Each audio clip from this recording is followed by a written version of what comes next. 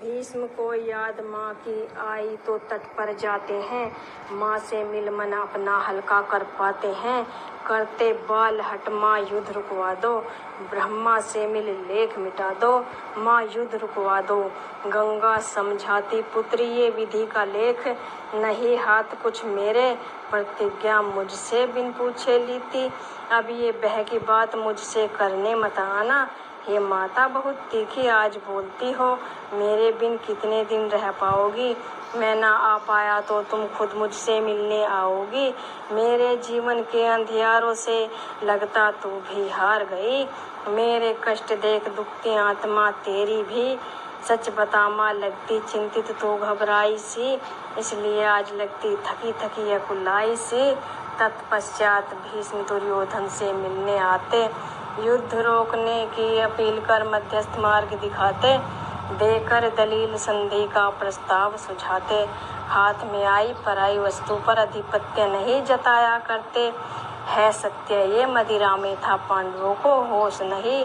उकसा कर उनको दांव लगवाए थे उनका दोष नहीं।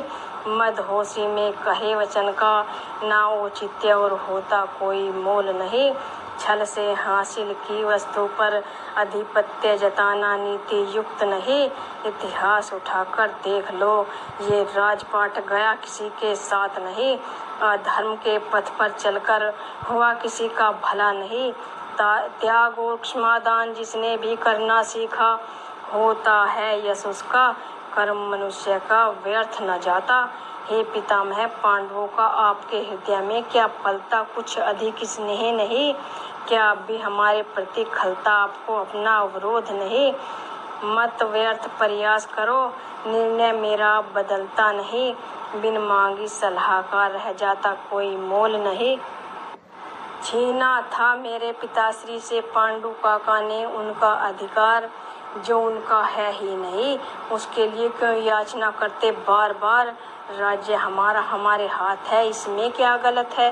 पराई वस्तु की लालसा शास्त्रों में बताई चोरी है। बेईमान भी है पांडव चोर भी उनके पिता का हक न था। उधारी का ताज तो काका पांडु के सर सजा था। पराई वस्तु के सुख की आदत बुरी डाल ली। लगता है पांडवों ने अब राज सुख की लत डाल ली। देता क्या कोई राज्य दान भला।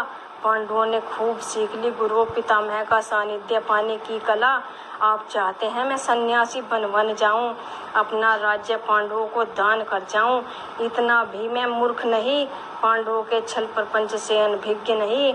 जब उनका कोई अधिकार नहीं तब अनुनय विनय की आवश्यकता नहीं। कायर की भांति रोते भी लगते फिरते हैं। गुरुओं पितामह के सम्मुख गिड़गिड़ाते फिरते हैं। कुआं बन सकता बाज नहीं। गीदड़ को शोभा देता राज नहीं। जीवा नहीं योद्धा के शस्त्र बोला करते हैं। रणभूमि में आकर रक्त की होली खेला करते हैं।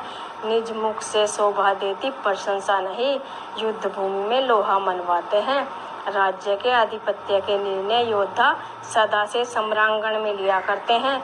अर्जुन गांडी उठाए तो चमत्कार सबको दिखाए तो अपने शस्त्रों के बल राज्य जीत दिखाए तो मेरे योद्धाओं के सम्मुख टिक पाए तो गुरु द्रोण और पितामह का सानिध्य पाकर उबलते फिरते हैं। युद्ध भूमि में सम्मुख मेरे आए तो देखना है धर्मराज धर्मपथ पर कब तक टिकता है। सत्य उसका कब तक बिकता है। वन रहकर भिक्षा याचना की लगता हो गई आदत उनको। राज्य रण में जीता जाता शायद यह पता नहीं उन वनवासी को। हारी हुई वस्तु वापस मांगना बोलो वीरों की शान है क्या। भरतवंश की ऐसी भी कोई रीत है क्या। बार बार मेरे सम्मुख आकर क्यों प्रस्ताव लाते हो।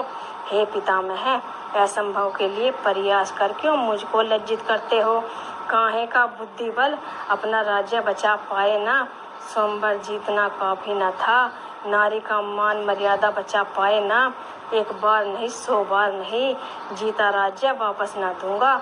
अब और मुझ में सामर्थ्य नहीं कब तक उनको सह पाऊंगा। दासत्व से मुक्ति दान दिया अब भी काफी न था। द्रौपदी को छोड़ दिया माना तब भी उपकार न था। जीता मैंने द्यूत में शासन उनका फिर कैसा अधिकार रहा। इसके उसके संधि प्रस्ताव का रह जाता कोई मोल कहाँ। था मौन में बंटवारा कर, खांडव प्रस्थ दिया हमारा। जीता है हमने अब, पांडवों ने वह भी जुए में हारा। अब रहा पांडवों का कोई अधिकार शेष नहीं, क्या अब भी उनकी अनुचित याचना में दिखता आपको कोई दोष नहीं।